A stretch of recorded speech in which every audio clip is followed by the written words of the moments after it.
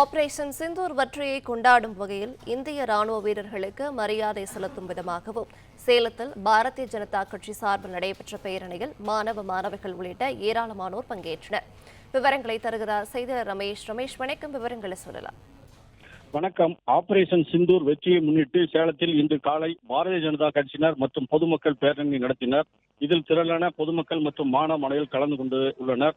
Operation Sindoor வெற்றியை முன்னிட்டு சேலத்தில் பாரதிய ஜனதா கட்சி சார்பில் இன்று காலை பேரணி நடந்தது. இந்த பேரணி சேலம் அஸ்தம்பட்டி காந்தி ரோடு அருகே இருந்து புறப்பட்டது.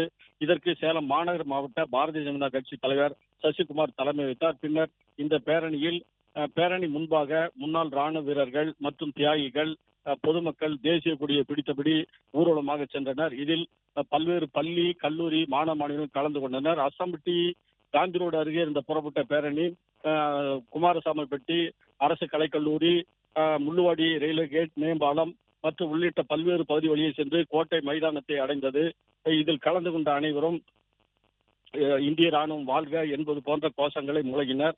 இந்த பேரணியில் சுமார் 500க்கும் மேற்பட்ட பொதுமக்கள் திரளாக கலந்து கொண்டிருந்தனர்.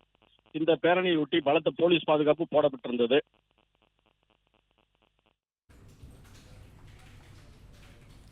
விவரங்களை வழங்கியமைக்கு நன்றி ரமேஷ்.